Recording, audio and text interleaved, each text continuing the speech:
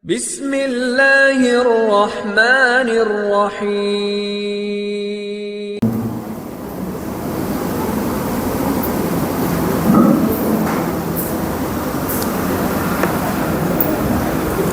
Assalamualaikum warahmatullahi wabarakatuh. Bismillah, alhamdulillah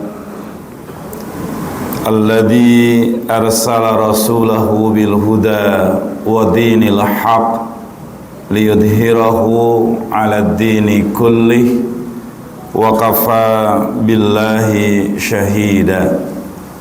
Asyhadu an la ilaha illallah ar-rahmanur rahim wa asyhadu anna Muhammadan abduhu wa rasuluhu khatamul anbiya'i wal mursalin. Amma ba'd. Faqad qala Allah ta'ala fil Qur'anil Karim, a'udzu billahi minasy syaithanir rajim. Alladzina amanu wa hajaru wa jahadu fi sabilillah bi amwalihim wa anfusihim a'dhamu darajatan indallah wa ulaika humul faizun. Shadaqallahul azim. Ma'asyiral mu'minin, ikhwat iman, bapak dan ibu-ibu jamaah masjid Al-Ikhlas yang dimuliakan Allah. Pertama dan utama, kita panjatkan puji dan syukur kehadirat Allah Subhanahu wa ta'ala. Alhamdulillah, dengan takdir dan inayah Allah pada kesempatan malam hari ini yang sangat spesial, awal waktu malam yang diawalkan, mudah-mudahan kita malam ini membawa hikmah yang terbesar buat mengadakan perubahan besar ke depan yang diawali pada malam hari ini, yaitu tanggal 1 Syawal 1445 Hijriah. 1 Muharram 1445 Hijriah. Dan insyaallah pada malam hari ini juga kita akan sama-sama memaknai apa yang harus kita lakukan dan apa yang diperintahkan oleh Allah dan Rasul ketika ada pergantian tahun, pergantian bulan, pergantian hari, dan Allah berikan sesuatu kenikmatan pun harus dibarengi dengan kalimat hijrah. Baik, ikhwati mas sekalian, di dunia ini ada kurang lebih 13.000 agama. 3.000 agama mempunyai kepercayaan, mempunyai Tuhan yang disembah, mempunyai tata cara ibadahnya, mempunyai nabi atau orang yang membawanya, dan mempunyai kitab suci sebagai keyakinannya, termasuk Islam. Di Islam ada kitab sucinya Al-Quran, pembawanya Nabi Muhammad, ibadahnya jelas rukun Islam, kemudian yang diyakini adalah Allah Subhanahu wa ta'ala, dan tata cara ibadahnya sudah jelas sebagai tertera dalam kitab sucinya. Maka perlu diperhatikan ketika membahas memaknai hijrah, jangan sampai kita makna hijrah yang sebenarnya tidak kita lakukan, tapi justru yang tidak diperintahkan Nabi dan Rasulnya malah kita lakukan. Ya, saya barusan kesini macet. Ya, ternyata terang benderang ada obor gitu kan. Ya, jadi untuk himmah, untuk penyambutan yang demikian buat anak-anak kita itu sebagai pembelajaran. Tetapi jangan lupa juga hikmah di balik itu. Apa yang Allah sampaikan di dalam Al-Quran dan hadis Rasulullah sallallahu alaihi wasallam. Baik, sebelum saya memaknai hijrah, saya menyampaikan dulu yang tadi dibacakan oleh Ananda. Siapa tadi baca Al-Quran? Panji dengan sari tilawahnya Fiona. Alhamdulillah tuh Pak, sudah ada regenerasi. Tadi dibacakan surah At-Taubah ayat 36.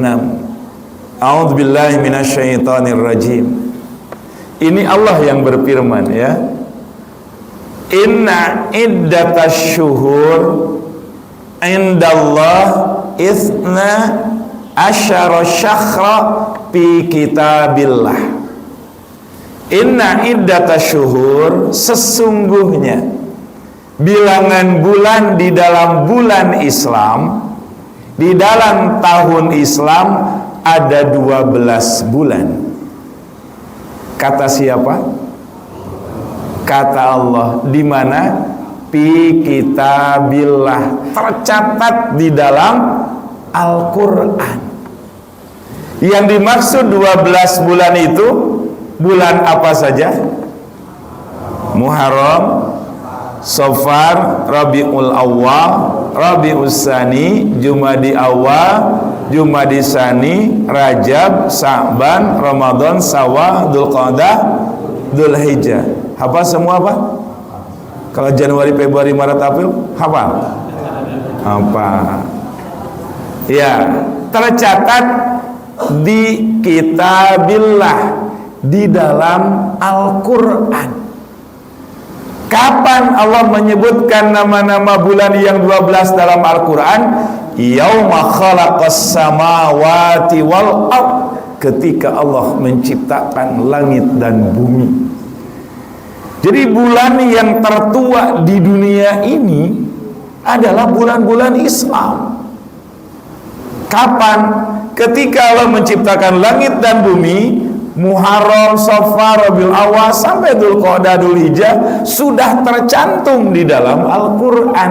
Cuma tahunnya belum ada. Makanya tahun ketika Nabi Muhammad di Jazirah Arabia, Raja Abraha mau menghancurkan Ka'bah, tahun berapa Pak? Disebut tahun gajah aja gitu kan, begitu Pak. Jadi bulannya sudah ada.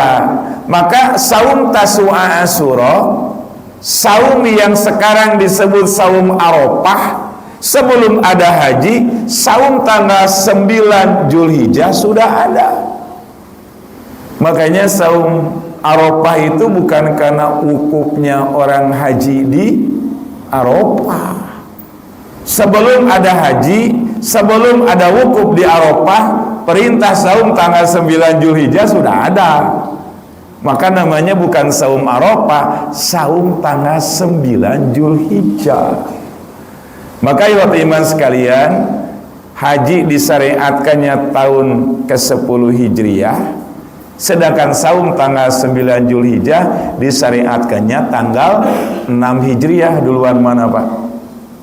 Duluan saum tanggal 9 daripada haji sendiri. Tapi sekarang banyak orang yang berpatokan saum Arafah itu karena orang yang haji sedang wukuf di Arafah.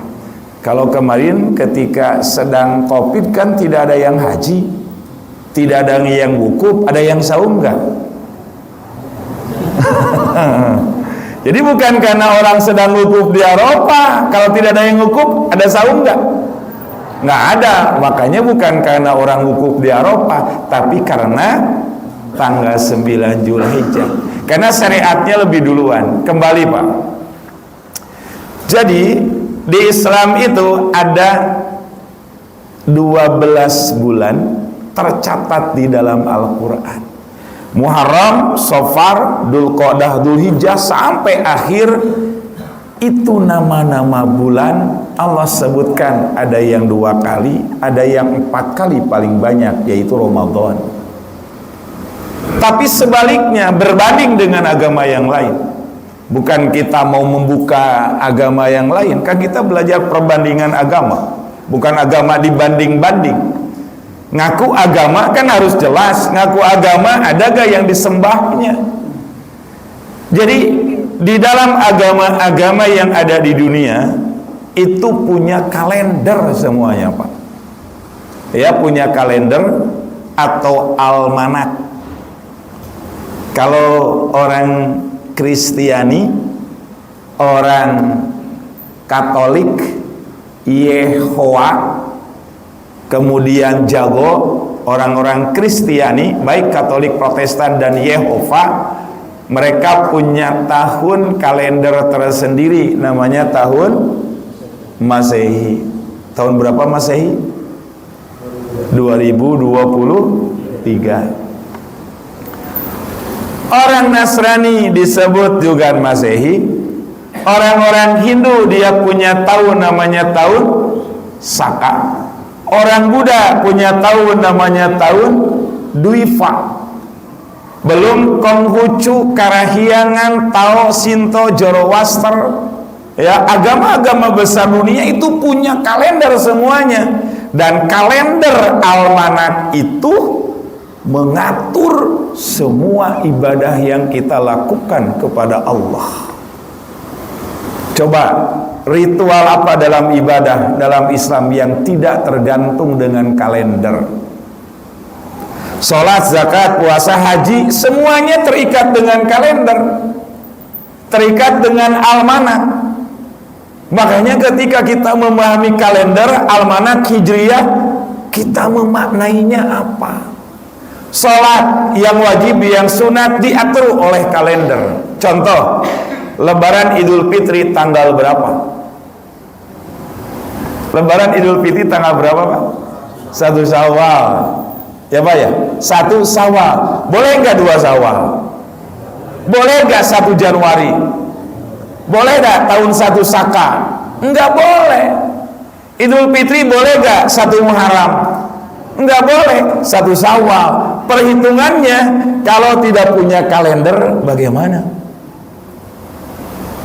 Idul Fitri, Idul Adha tanggal berapa? 10 Jul? Boleh nggak 10 November? Jadi ketika Idul Fitri, Idul Adha yang sunnah itu ritual buat umat Islam. Ritual itu ibadah yang sudah ditentukan dan tidak bisa dirubah-rubah lagi dalam agama.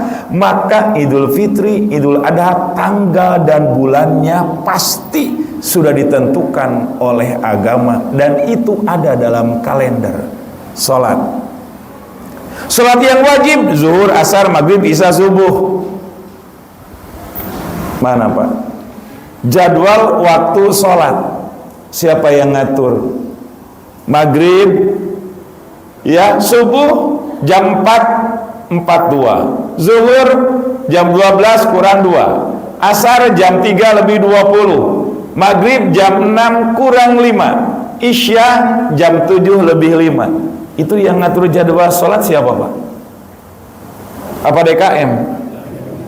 Siapa, Pak? Yang ngejadwal waktu sholat siapa? Allah. Itu surahnya di atas, inna sholata kanat alal mu'minina kitaban mauquta. Sesungguhnya sholat waktunya sudah ditentukan oleh Allah. Kitaban mauquta, Allah yang menentukan jadwal waktu sholat itu. Dan jadwal waktu sholat itu ada dalam kalender. Jadi bisa bayangkan kalau Bapak tidak punya kalender hijriah. Coba tanya, yang terpampang di rumah kalender Masehi apa hijriah? Masehi apa hijriah? Masehi, Ustaz, tapi ada yang kecilnya. Yang kecilnya apa? Di bawahnya ada tulisan Legi, Pon, Wahing, Kliwon. Itu mah bulan Jawa. Bagaimana Bapak Lebaran, bagaimana Idul Fitri, bagaimana sholat, apalagi nanti ada saum tengah bulan, ya Pak ya, Tasu'a, Asyura. Kalau tidak punya kalender hijriah, bagaimana ibadah kita? Jangan dianggap enteng. Makanya kenapa ormas-ormas, lembaga dakwah suka nyetak kalender almanak hijriah, ya Pak ya? Almanak Islam, Almanak Hijriyah Islam, Nahdlatul Ulama, Muhammadiyah, Al-Irsyad, Dewan Dakwah, kan begitu Pak? Hampir semuanya punya. Karena apa? Kalender tersebut menunjukkan bagaimana kita beribadah kepada Allah, diatur oleh kalender itu selama 1 tahun. Apakah sama tiap bulan Pak waktu zuhur? Sama nggak? Sholat waktu zuhur sama kan waktunya? Setiap bulan sama nggak Pak? Enggak, berbeda. Jadi waktu iman, siapa yang menentukan jadwal waktu sholat? Allah. Jadi kalau subuh itu di sini hari ini waktu subuh itu jam 4.42. Jadi hampir jam 5 ya Pak? Ada yang sholat gak subuhnya jam 6? Ada gak Pak? Ada. Kenapa Pak? Bukan kesiangan tiap hari mah. Namanya ngatur sendiri. Padahal jadwal waktu sholat siapa yang ngatur? Allah. Jadi kalau sekarang jam 6 memang kalau kesiangan sekali mah 2 kali gak apa-apa. Ini kesiangannya tiap hari. Iya, itu bukan kesiangan, ngatur sendiri. Makanya kita mau kuta. Itu sholat yang wajib, yang sunat. Kemudian sholat. Kemudian saum. Saum apa yang tidak diambil dari almanak perhitungan tahun Islam? Coba saum apa? Saum yang wajib, saum yang sunat, yang bulanan, yang bulanan, yang tahunan, yang harian, yang mingguan, semua diambil dari nama kalender almanak yang ada di dalam kalender Islam. Contoh, saum yang diambil dari bulan Ramadan. Ada ke bulan Ramadan? Ada. Di almanak Masehi ada nggak? Nggak ada. Yang kedua, diambil dari nama bulan Syawal. Man shoma Ramadhana summa tabi'a syittan min Syawal kadzalika kasyamidar. Barang siapa yang saum di bulan suci Ramadan, kemudian diikuti 6 hari di bulan Syawal, maka dia pahalanya bagaikan saum selama 1 tahun. Syawal. Ya Pak ya? Cuma 6 hari di bulan Syawal. Boleh gak nyawalan di bulan Muharram? Boleh gak nyawalan di bulan Rajab? Enggak ada perintahnya. Bayangin Bapak dan Ibu kalau tidak punya kalender Hijriah bagaimana nyawalannya? Sawalan itu di bulan Syawal. Habis bulan Syawal apa Pak? Habis bulan Syawal apa Pak? Dzulqa'dah. Nyawalan set karena lupa, banyak makanan, banyak kue lebaran, nanti aja nyawalannya. Ternyata ketika nyawalan 5 hari selesai, besok sehari lagi masuk bulan Dzulqa'dah. Boleh gak? Ya Allah, sehari lagi di bulan Dzulqa'dah ya gak apa-apa. Boleh gak nawar sama Allah begitu? Ya gak bisa. Maka waktu iman sekalian silakan. Itu ibadah saum diambil dari nama bulan. Ibadah saum yang diambil dari hari apa Pak? Senin, Kamis. Ibu saya nanti kupas ya, siapa yang menciptakan hari di kita? Senin, Selasa, Rabu, Kamis, Jumat, Sabtu, Ahad.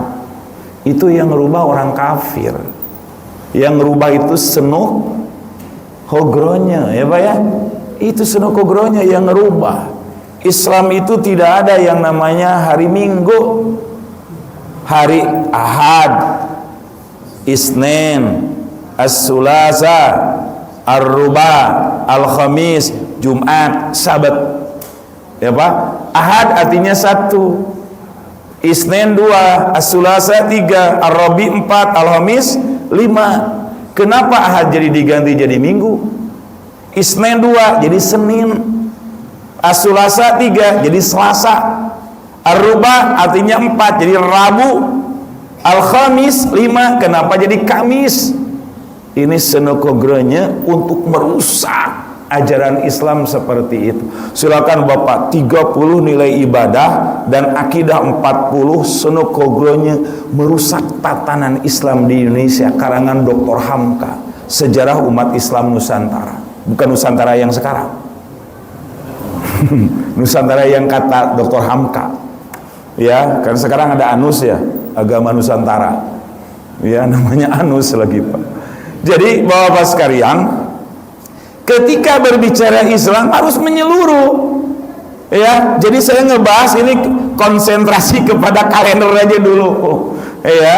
Bisa bayangkan, yang di rumah kita itu kan cetakan-cetakan Masehi, ya, yang tulisan Ahadnya jadi Minggu. Itu Senin dan Khamis adalah saum sunat, diambil dari hari Islam. Kenapa Nabi Muhammad paling senang saum Senin Kamis? Kata Nabi, kenapa aku melaksanakan saum hari Senin? Kata Nabi, ditanya sama Ibnu Abbas, ya Rasulullah, kenapa engkau melaksanakan saum hari Senin? Kata Nabi, ulidtu, hari Senin itu hari kelahiranku. Oh gitu ya Rasulullah. Terus apa lagi? Awalun Nabi, yang pertama kali aku diangkat menjadi nabi dan rasul. Terus apa lagi ya Rasulullah? Tanazul wahyu, diturunkan kepadaku wahyu. Jadi keutamaan orang yang saum hari Senin, kecintaan kepada nabinya luar biasa. Pertama, hari lahir Nabi. Yang kedua, diangkatnya Nabi sebagai nabi dan rasul. Yang ketiga, diturunkannya wahyu pada hari Senin. Maka aku puasa di hari Senin.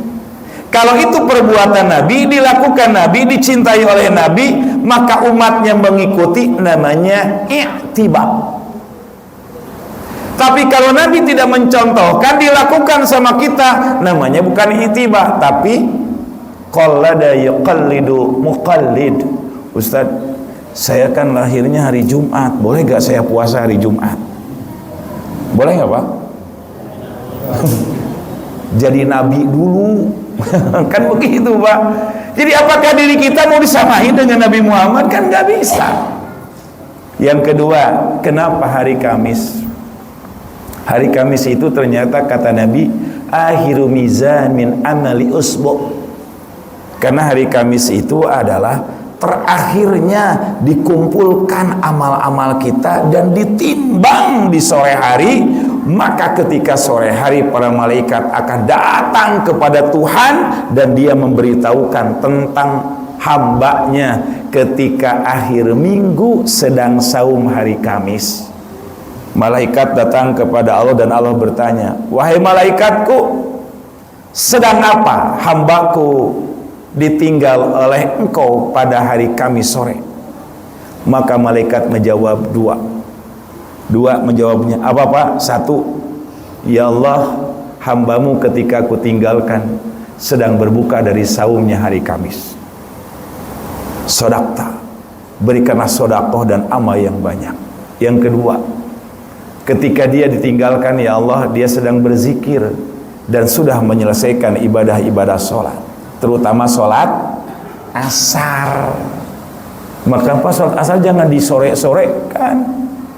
Ya, jadi ditimbang mizan usbu, mizan yang mingguan itu hari Kamis. Maka ketika ditinggalkan hambanya sedang berbuka saum dan mereka selesai sholat asar.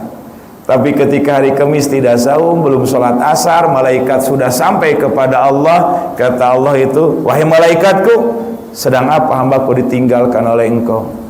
Ya Allah, hambamu itu celaka dan binasa ya Allah. Kenapa? Ketika aku tinggalkan mereka belum sholat asar, mereka juga tidak saum. Tahlukah, kata Allah, celakalah hambaku itu. Tuh Pak, jadi kenapa Senin dan Kamis? Ini tadi bulanan, harian. Terus apa Pak? Tanggal. Coba saum tengah bulan, Ausatul bid, Ausatul sahar. Tanggal berapa Pak? 13, 14, 15 Januari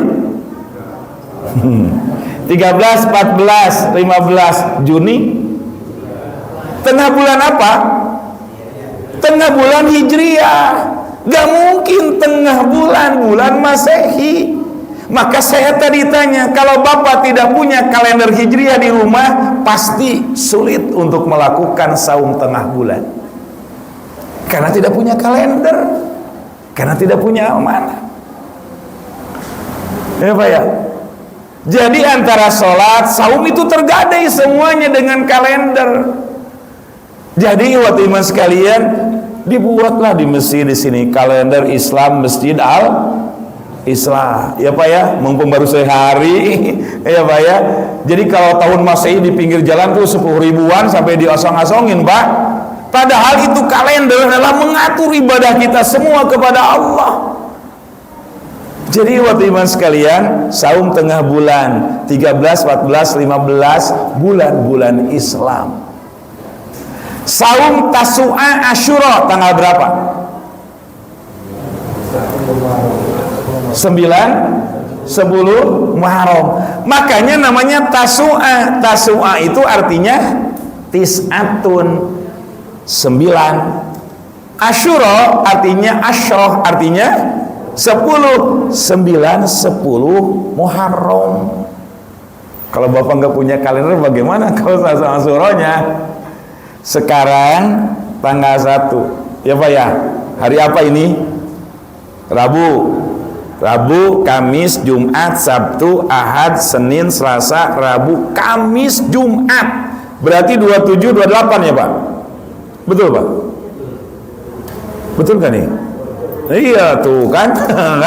Jadi Tasu'a Asyura tanggal 9 Muharram, tanggal 10 Muharram. Ini adalah saum yang tidak pernah ditinggalkan oleh Nabi, terutama Asyuranya, tanggal 10-nya.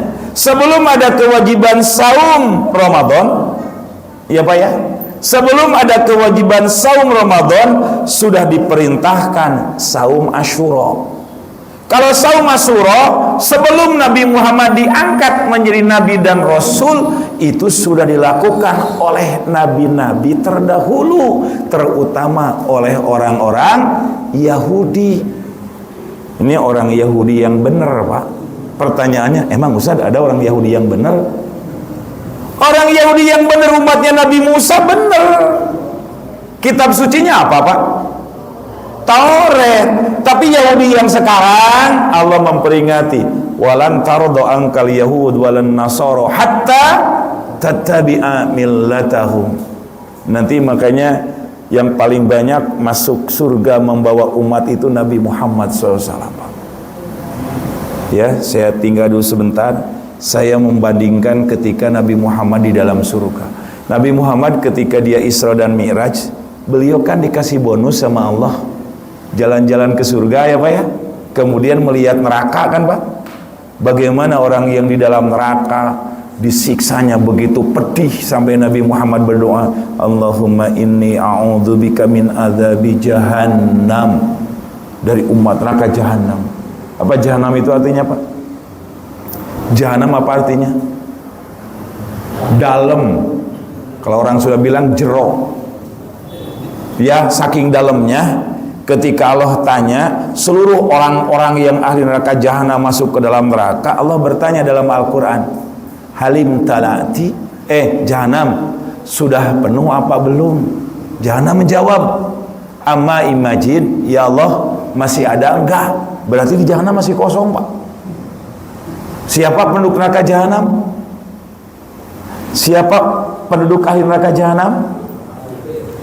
Innal ladzina kafaru min ahlil kitabi wal musyrikin fi nari jahannam khalidina fiha. Nauzubillah. Siapa penduduk ahli neraka jahanam? Orang-orang kafir. Orang kafir itu siapa? Silakan di dalam tafsir Al-Maraghi. Min ahlil kitab. Ahli kitab ada dua, Yahudi dan Nasrani.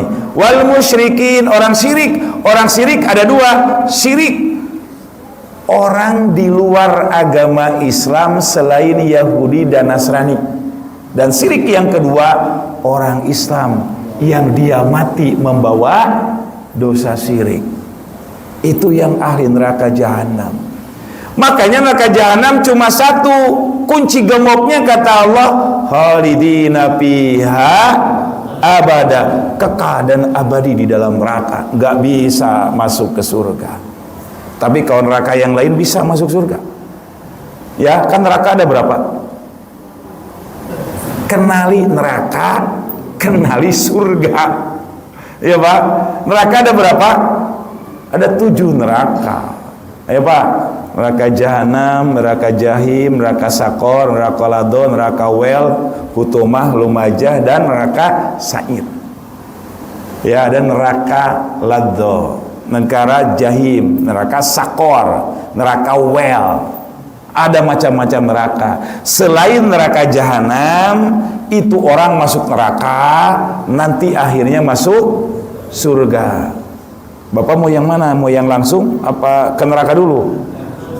Iya, ini baju baru dipakai tadi, baru sejam 2 jam, dibawa ke rumah, masukin ke tempat cucian apa digantungin?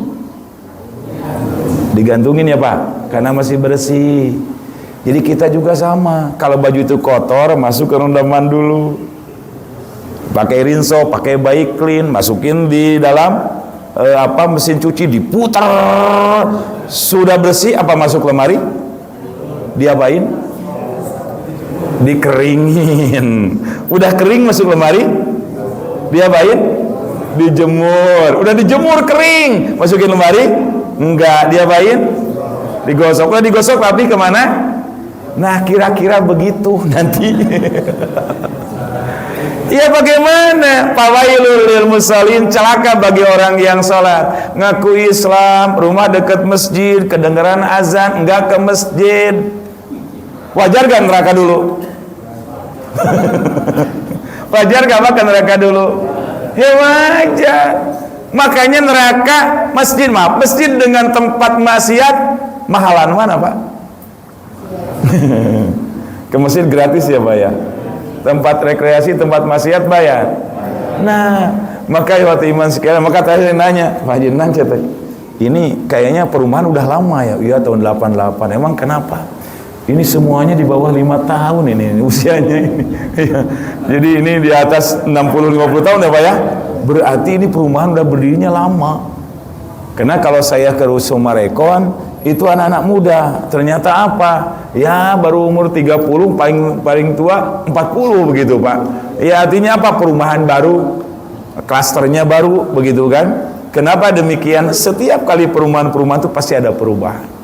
Makanya kita dari tahun 80 sudah bertetangga, sudah dekat dengan masjid, sudah terbiasa, tidak ada yang mau memakmurkan masjid.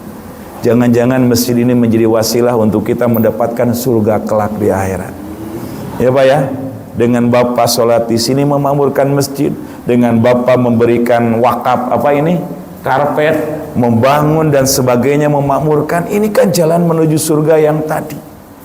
Ya, auzubillah min dzalik. Mudah-mudahan, makanya di dalam salat kita kan setelah tasyahud akhir ya Pak, innaka hamidum majid, baca doa kan, Allahumma inni a'udzubika min adzabi jahannam, masya Allah, wa min adzabil qabri. Yakin Pak? Siksa kubur ada, yakin? Yakin Pak? Ainul yakin? Ainul yakin mah Bapak harus mati dulu. Iya, hakul yakin, Allah berkata. Ya Pak, yakin, informasi di hadis. Kalau ainul yakin ya harus kita masuk dulu ke neraka. Kalau nggak percaya, coba aja mati sekarang. Nanti WA-in sama kita, bener ada Pak, itu kan. Apa bisa begitu Pak? Iya, itu namanya istijrod. Enggak yakin. Itu mau pingin disentil sama Allah. Ya, udah tahu Al-Quran dan hadis mengatakan ada. Oke, kembali Pak yang tadi. Kembali tadi udah simpan dulu. Jadi ketika Rasulullah itu diajak jalan-jalan sama malaikat Jibril, melihat orang masuk surga. Di pintu surga gede, babul jannah, masuk ke dalam surga, pintu surga dibuka. Nabi berkata sama Jibril, wahai Jibril, siapakah mereka yang mau masuk ke pintu surga? Wahai Muhammad, tilka Musa wa Harun wa ummatihim.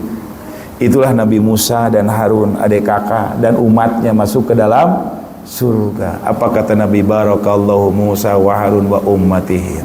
Berarti orang Yahudi ya Pak? Nah, kemudian ada yang lebih banyak lagi, bertakbir, bertahlil, bertahmid, masuk ke dalam surga. Ya Jibril, man? Wahai Jibril, siapakah mereka? Ini di dalam Sahih Bukhari ya, di dalam kitab Sahih Bukhari diceritakan tentang Isra dan Mi'raj. Ternyata Nabi bertanya, wahai siapakah itu Jibril? Mereka itu adalah Ibrahim, 2 putrinya dan 2 istrinya, dan dia diikuti oleh umatnya. Nabi Ibrahim nanti masuk surga sekeluarga, istri dan 2 anaknya, 2 istrinya, dan juga umatnya, dia masuk ke dalam surga. Kata Nabi, barakallahu ala Ibrahim wa ummatihim. Terus ada sedikit jumlahnya. Kata Nabi, wahai Jibril, siapakah itu? Inna Isa. Itulah Isa itu. Isa sedikit yang membawa umatnya masuk ke dalam surga. Karena Nabi Isa kan usia dakwahnya cuma 3 tahun, diangkat Nabi 30 tahun, 33 tahun baru rafa'ahullah ke Bali ya. Dia mau disalib sama Yudas Iskariot, sehingga dia baru rafa'ahullah 3 tahun berdakwahnya. Cuma beberapa hawariyun, akhirnya dia masuk surga membawa umat manusia sedikit. Nabi Muhammad bertanya-tanya, Jibril, aku kapan membawa umatku? Ternyata terdengar dari kejauhan takbir, tahlil, tahmid, dan bersolawat kepada Nabi Muhammad SAW. Mereka berbondong-bondong masuk ke dalam surga. Jutaan, miliaran umat Islam dibawa oleh Rasulullah masuk ke dalam surga.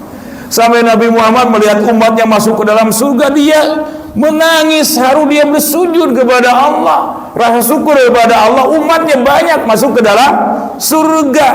Nah Pak, ketika umatnya masuk surga banyak, mudah-mudahan kita termasuk di dalam rombongan tersebut.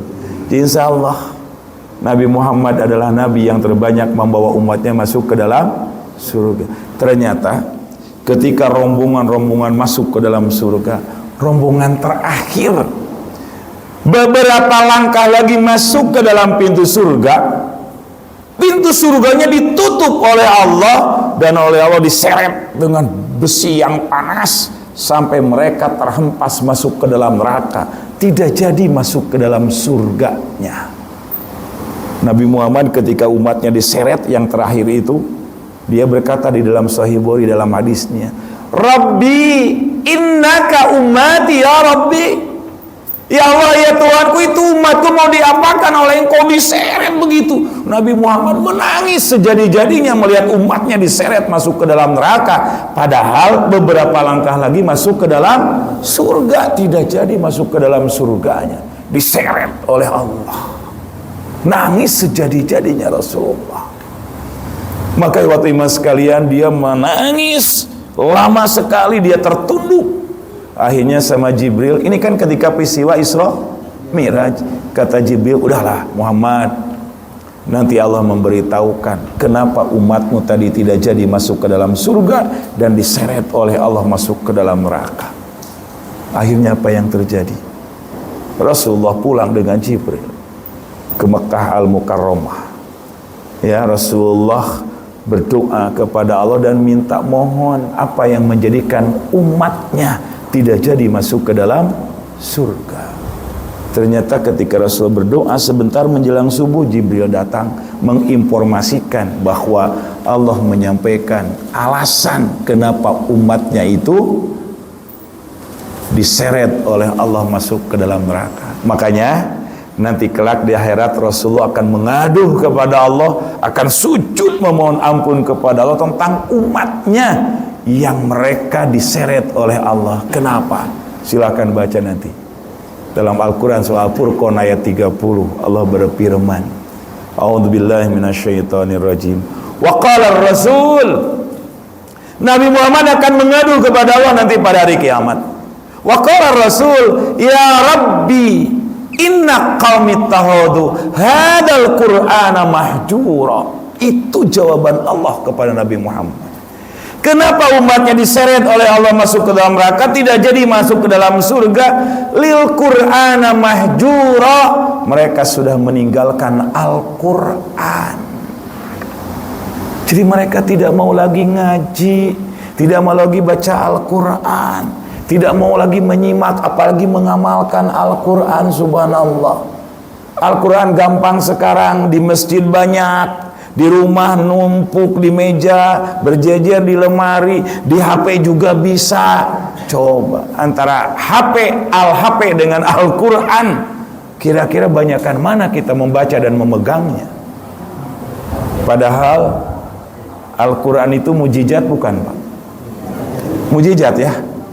Nabi dan Rasul yang dia diintimidasi, mendapatkan musibah, kecelakaan luar biasa, dibantu, ditolong oleh Allah dengan mukjizat. Dan mukjizat itu oleh ahli sirah Nabawi ada dua. Ada mukjizat kauniyah, ada mukjizat kauliyah. Kalau kauniyah, mukjizat yang terjadi secara alami, diberikan hanya kepada para nabi dan Rasul. Pertanyaannya, sekarang ada gak manusia yang diberikan mukjizat? Enggak ada, karena Nabi dan Rasulnya sudah tidak ada. Nah, kata Nabi, mujizat sampai hari kiamat ini akan menyelamatkan umatku adalah Al-Quran. Maka jadikanlah Al-Quran sebagai pedoman hidup. Adibu auladakum bitilawatil Quran. Didiklah anak-anakmu, keturunanmu, cucu-cucumu, ajarkan Al-Quran. Barang siapa yang mengajarkan Al-Quran, dia sudah meninggal, bapak sudah dikubur, maka anak kita belajar Al-Quran, anak kita mengamalkan Al-Quran, itu Al-Quran menjadi amal jariah buat kita ketika anak kita tunduk dan patuh kepada Al-Quran. Jadi waktu iman sekalian, luar biasa mana Al-Quran itu. Nah, makanya apa yang harus kita hijrahkan? Nah, kembali kepada mana hijrah. Tadi sampai tanggal berapa Pak? Tasu'a Asyura. Yang ketiga diambil dari tanggal 9 Zulhijjah yang tadi Pak.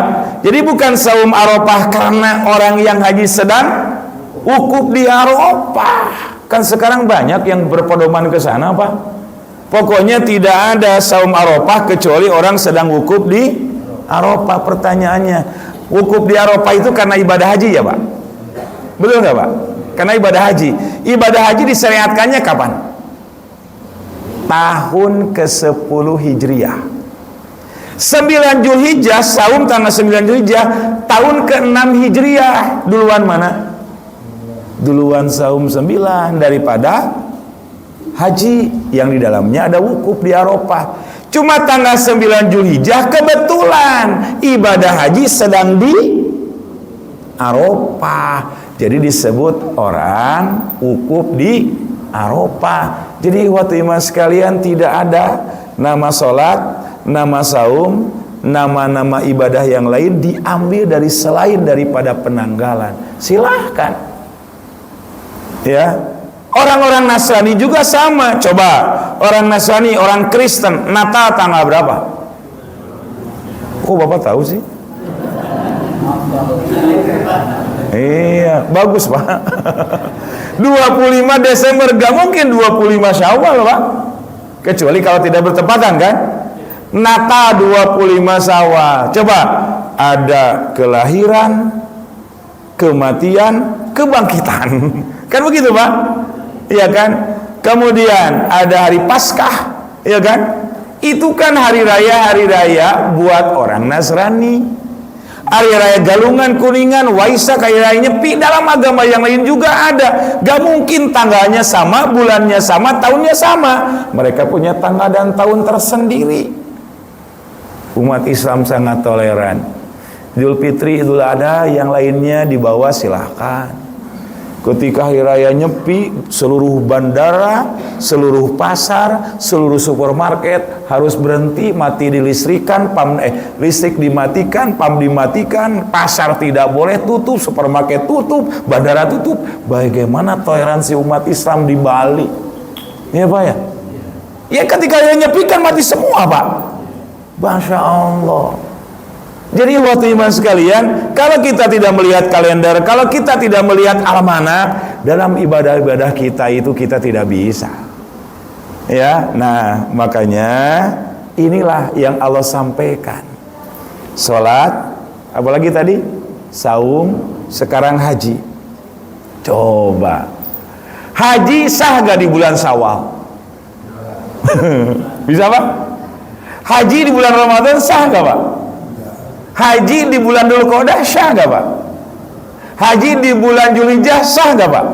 Sah, tapi tanggal berapa? Ya Pak ya, kan jelas ibadah haji itu 9 Dzulhijjah wukuf di Arafah, malamnya mabit di Muzdalifah, tanggal 10 Yaumun Nahar mengadakan melempar jumroh Aqobah, baru tawaf ifadah ke haram, pulang ke Mina, mabit di Mina, ya Pak, 3 hari 3 malam, tanggal 11, 12, 13 disebut hari tasyrik. Itu kan cuma 5 hari, 9, 10, 11, 12, 13. Napar awal, napar sani. Bayangin, ibadah haji tanggal 9, 10, 11, 12, 13 Dzulhijjah. Boleh gak di bulan yang lain? Boleh gak Pak? Nggak boleh. Al-hajju ashhurum ma'lumat, kata Allah. Ibadah-ibadah haji artinya pelaksanaan ibadah haji, Allah sudah tentukan bulan dan tanggalnya. Luar biasa, Al-Quran mengatakan demikian. Maka waktu iman sekalian, apa yang tidak diatur dalam kalender Islam, dalam ibadah kita kepada Allah yang mahdoh, dalam rukun Islam yang tadi, sah gak ibadah haji bulan Dzulhijjah tapi tanggal 5? Tanggal 5 wukuf di Arafah boleh nggak Pak? Sah nggak? Nggak sah. Bagaimana kalau nggak punya kalender? Jadi waktu iman sekalian, itu yang namanya Departemen atau Kementerian Haji di Arab Saudi, biasanya mereka menentukan haji itu wukufnya tanggal berapa. Karena al-Arafah atau al-hajju bi Arafatin, haji itu karena intinya wukuf di Arafah. Jadi Pak, kalau orang berangkat haji sakit, masuk ke rumah sakit beberapa hari, minggu sampai bulanan, tidak bisa dia melaksanakan ibadah haji. Maka ketika dia sakit, dibawa tuh dari rumah sakit pakai ambulan kemana Pak? Ke Arafah. Maka ketika tanggal 9 wukuf di Arafah Pak, yang namanya Serino, Masya Allah, karena dari ratusan ribuan orang yang sakit, mungkin jutaan, dari setiap rumah sakit ada ambulan besar isinya 5, 4 dikirim kemana Pak? Ke Arafah. Itu yang disebut safari Arafah. Safari Arafah itu, safari wukuf menyebutnya ke Arafah. Jadi yang sakit disimpan dulu sejam 2 jam, asal di Arafah pulang, sudah haji dan hajinya sah. Walaupun tidak melempar jumroh, walaupun tidak mabit di Mina, walaupun dia tidak melempar jamarat, walaupun tidak tawaf karena sakit kan Pak, tapi sahnya dia haji itu karena wukuf di Arafah 1 jam saja sudah sah. Para jumhur ulama mengatakan demikian. Makanya Pak, ketika kita hajian ya Pak ya, mudah-mudahan Bapak yang dipanggil lagi. Dipanggil kemana? Haji ya Pak, bukan dipanggil ke Baitullah, ke rumah Allah. Ya, dipanggil haji. Inti daripada haji adalah wukuf di Arafah. Jangan sampai ketika wukuf di Arafah, sedang wukuf masih pegang HP, sedang wukuf masih ngobrol, sedang wukuf malah tiduran dan sebagainya. Padahal itu waktu yang mustajab, tempat yang mustajab, dan berdoa Allah ta'aruf. Allah itu ta'aruf. Apa ta'aruf itu? Mendekat kepada kita dan memperkenalkan diri. Ya Pak ya. Nah ini dalam perintah Islam. Itu tentang tanggal, tentang bulan. Ya, tentang tanggal, bulan. Tadi bulannya Muharram. Dari Muharram di almanak Islam ada hari. Harinya itu Ahad, Isnin, As-Sulasa, Ruba, Al-Khamis, Jumat, Sabat. Digantikan Pak sama sunukuronya tadi. Jadi Minggu, Senin, Selasa, Rabu, Kamis, Jumat, Sabtu. Kemudian itu kan yang buat orang-orang Romawi. Tahun Masehi punyanya orang Romawi. Pertanyaan, huruf dalam angka Romawi, hurufnya bagaimana? Satu disembelih kan atas bawah, Pak ya. Dua disembelih, tiga. Kalau lima, V. Kalau 10, X. Ya, Bapak kan punya ini size-nya apa? XL. X10, ya Pak ya. 20 XX, 30 XXL, X3. Ya begitu Pak ya. Itu kan angka Romawi. Betul Pak? Angka Romawi. Sekarang 1, 2, 3, 4, 5, 7. Jangan disembelih. Kalau 7 disembelih zaman PKI katanya Pak. Ya kan Pak? 8-nya bulat 2. Itu angka apa? Saya nanya. Itu angka apa? Itu namanya angka Arab. Angka Arab itu namanya Pak. 1, 2, 3, 4, 5. Yang di tanggal-tanggal Mas itu angka Arab. Bukan angka Romawi. Angka Romawi itu yang tadi 1, 2, 3, 4 V gitu kan. Kenapa di tanggal-tanggal Almanak Masehi tanggalnya tanggal Arab? Ya Pak, harinya hari Islam. Kan begitu Pak. Itu namanya angka Arab. Kalau 1, 2, 3-nya 3, 2, kemudian 5-nya I love you. Nah, itu kan itu bukan angka Arab. Itu adalah, maaf, bukan huruf Arab, angka Arab dan juga nomor Arab. Itu Pak, jadi beda. Ya, jadi diambil sama Senokogoronya. Karena Senokogoronya itu dulu beliau namanya Senokogoronya. Dia pintar dan jenius. Kemudian dia dikirim oleh bukan raja, ratu Belanda kemana? Dikirim ke Aceh. Ketika dikirim di Aceh kebingungan karena beberapa kali Belanda itu menyerang Aceh, kalah terus. Apa yang menjadikan orang-orang Aceh luar biasa sekali? Ini dalam sejarah Dr. Hamka. Sampaikan 50 kali menyerang Aceh, tentara Belanda itu terlepas lehernya itu Pak. Ya, dengan rencong-rencong orang-orang Aceh. Ternyata dikirim Mas Senokogoronya. Ternyata Senokogoronya cuma melihat, ahli sosiolog, kata Senokogoronya, apa yang menjadi kekuatan umat Islam bisa mengalahkan orang-orang Belanda, padahal senjatanya canggih semua Pak. Ternyata apa? Kata Senokogoronya, pisahkan mereka dengan kekuatan yang membangkitkan hati mereka, yaitu pisahkan mereka dengan Al-Quran. Jadi Senokogoronya punya kunci, pisahkan umat Islam dengan Al-Quran, lemah. Akhirnya apa? Dia pulang lagi ke Belanda, dikirim oleh Ratu Belanda kemana? Ke Arab Saudi. Di Mekah 10 tahun, di Madinah dia 5 tahun. 2 tahun sudah tahfidz Al-Quran.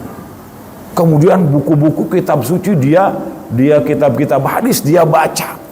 Dia akan meraih doktor dan akhirnya diganti namanya Abdul Ghafur. Bukan Senokogoronya nih, Abdul Ghafur. Akhirnya apa? Abdul Ghafur, hamba Ghafur, pemaaf. Akhirnya dia pulang ke Belanda dengan membawa titel doktor, dia hafal Al-Quran, dia hafal hadis. Imam Syafi'i wal Muwatta dia pahami, Imam Hanafi, Hambali dia pelajari. Pulang ke Indonesia, dikirim ke Aceh, baru dekatin ulama-ulama Aceh. Yang dia punya rencong, dia punya kekuatan. Dia nanya sama kiai. Nah, 30 hal bab fikih dirubah sama Senokogoronya. Akidah 40 diantaranya. Pak Kiai, kalau khutbah Jumat emang ada dalilnya Pak Kiai pakai bahasa Aceh? Kan khutbah Jumat pakai bahasa Aceh Pak, supaya orang bisa mendengar apa yang disampaikan oleh khotib. Kemudian tidak ada pengajian Ahad, tidak ada pengajian malam, tidak ada pengajian Ramadan yang mereka mendengarkan ketika khutbah Jumat. Maka perempuan di belakang mendengarkan khotib sedang ceramah, yang laki-laki di dalam, supaya dia mendengarkan tentang tausiah apa yang disampaikan oleh khotib ketika Jumat. Senokogoronya nanya sama kiainya, Pak Kiai, emang ada khutbah Jumat pakai bahasa Aceh?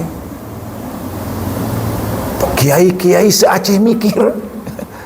Kiai-kiai se-Aceh kenapa? Senogogernya sudah orientalism.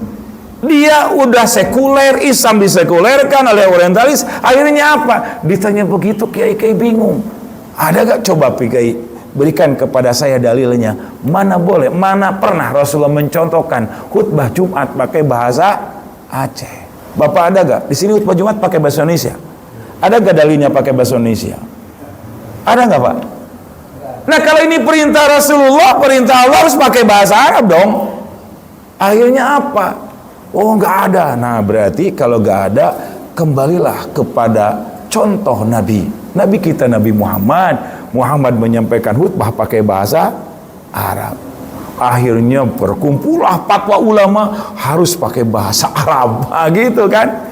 Ternyata senogogernya cerdas dan pinter. Akhirnya khutbah Jumat di semua masjid di Aceh pakai bahasa Arab. Disinilah mulai lepas. Umat Islam tidak paham lagi terhadap Al-Quran dan hadis. Umat Islam tidak mendapatkan curhatan Islam lagi. Gak ngerti apa yang disampaikan khutbah Jumat pakai bahasa Arab. Terputus kan, Pak? Akhirnya apa yang terjadi? Pembodohan, pembohongan, yang akhirnya umat Islam jauh daripada Al-Quran, tidak tahu siraman rohani, tidak ngerti apa yang disampaikan khotib sedang khutbah Jumat. Hebat kan, Pak?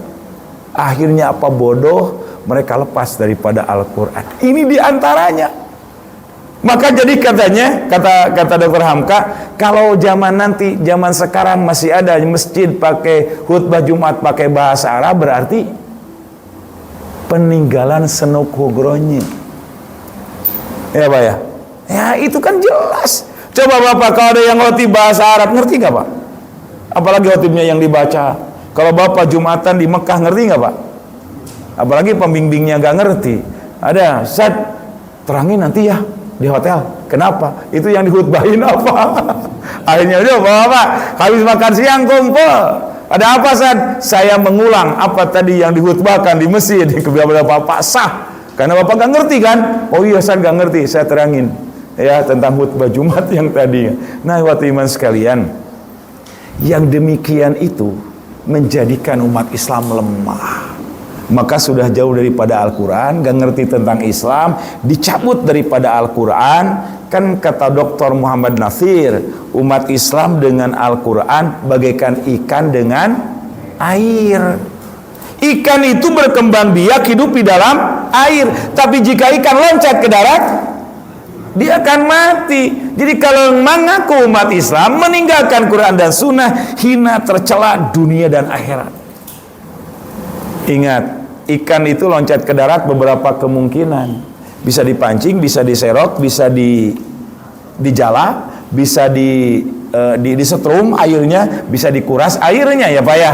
Umat Islam juga sekarang, orang kafir Yahudi dan Nasrani tidak senang bagaimana umat Islam dipisahkan dengan Al-Quran. Silakan, Pak.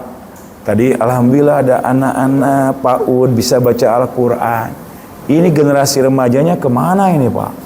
Coba Bapak, ada gak yang terlepas dari Bapak usia 60 tahun, tadi yang ke depan berapa tahun itu Ananda itu? Udah terlepas. Bagaimana anak kita? Itu kan bahayanya seperti itu.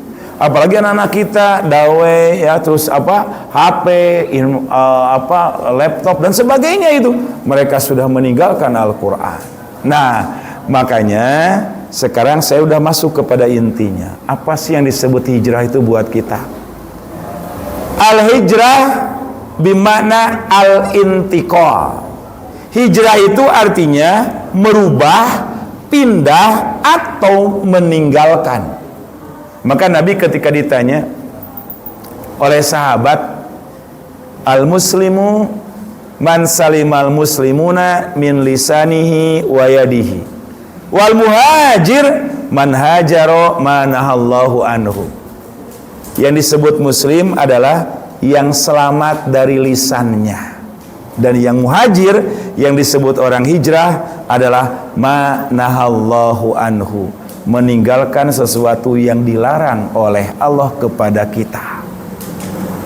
Hijrah meninggalkan, pindah, atau merubah. Pak, Jam segini Bapak biasanya di rumah ngapain? Nonton TV, ngopi. Sekarang Bapak di masjid. Bapak sedang menghijrahkan badan kita di masjid. Hijrah pindah. Ya Pak ya. Bapak sekarang sedang menghijrahkan seluruh anggota badan kita. Kuping kita hijrahkan, mata kita hijrahkan, kaki kita hijrahkan, tangan kita hijrahkan. Bukan anggota badan orang lain, anggota badan yang nempel dalam tubuh kita wajib dihijrahkan. Kaki dulu kuat banget, jalan kemana aja muter.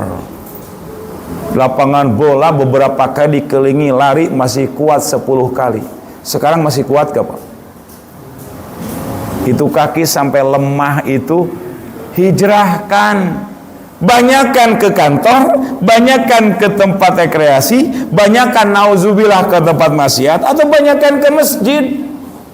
Ayo, mari kita hijrahkan anggota badan kita. Artinya apa?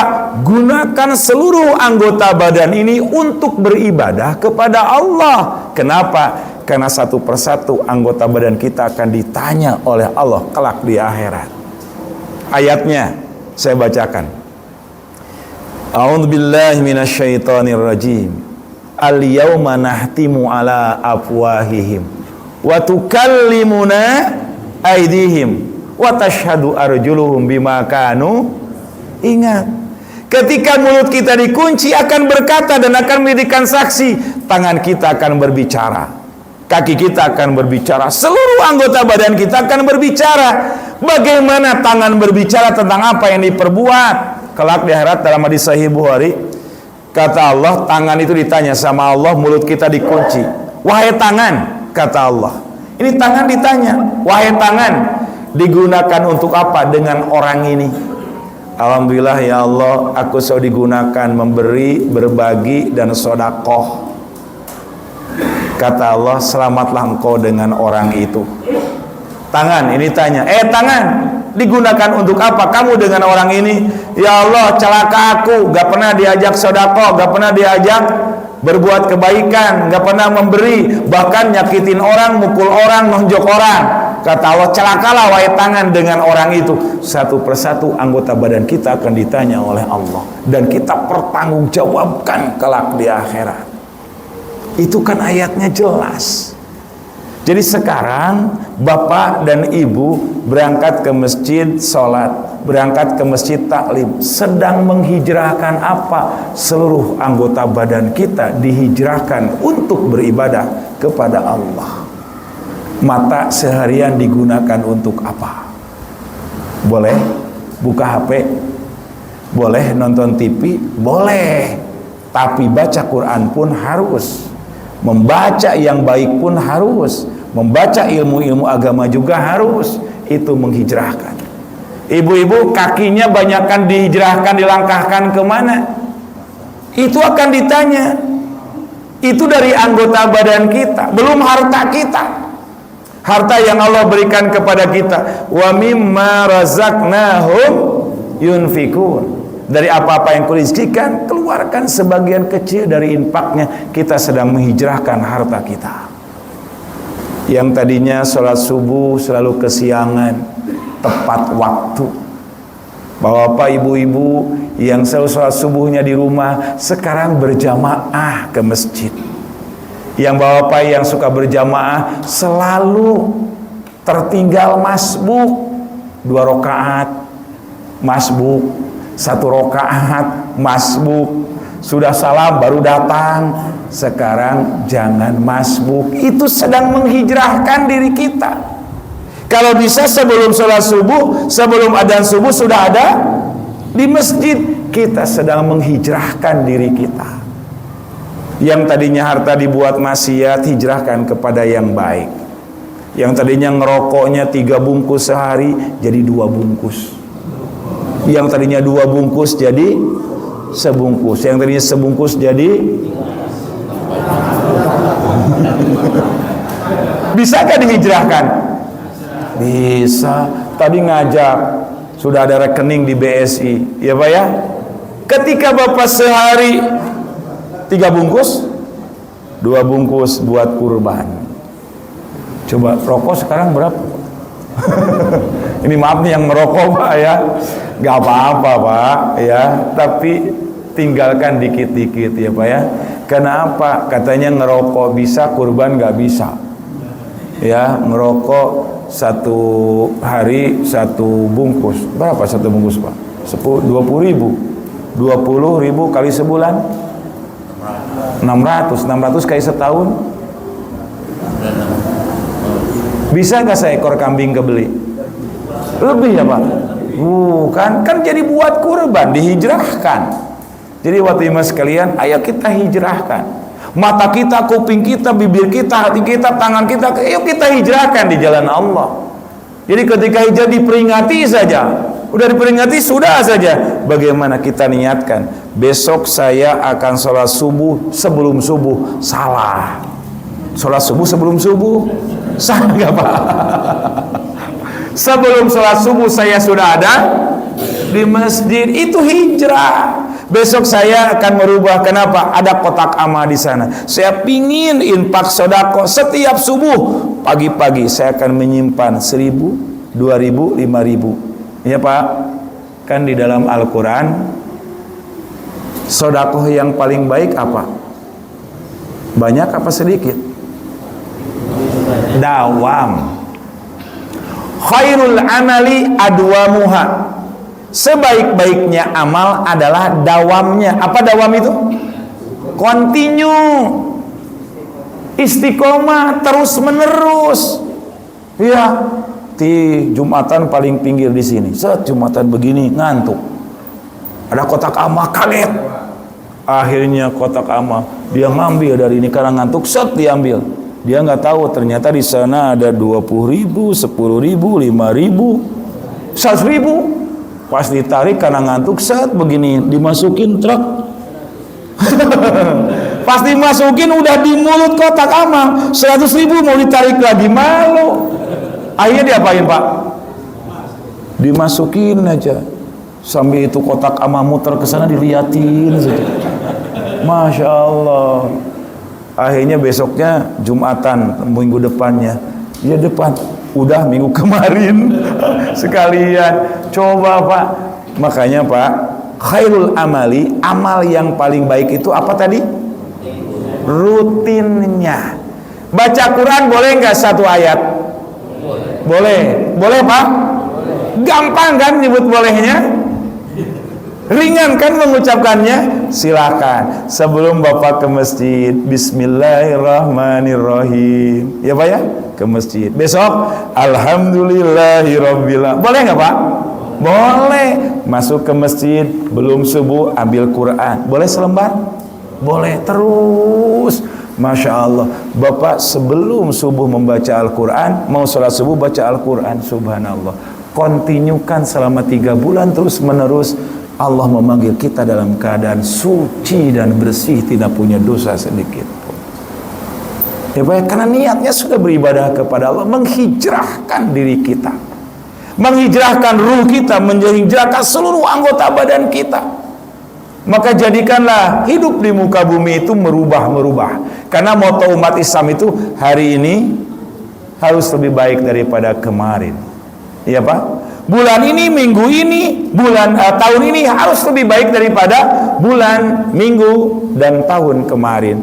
Jadi bagaimana niat kita ingin merubah kepada arah yang lebih baik. Maka hati-hati. Barang siapa yang hari ini lebih baik daripada kemarin, maka dia rugi. Dan barang siapa yang hari ini lebih jelek daripada hari kemarin, maka dia zolim. Tuh Pak, zolim kan? Hari ini lebih jelek daripada kemarin, hari ini sama dengan yang kemarin gitu kan. Kata Nabi harusnya hari ini lebih baik daripada kemarin. Siap gak menghijrahkan diri kita? Kan gak mungkin hari ini harus lebih mudah daripada sebelumnya, gak mungkin.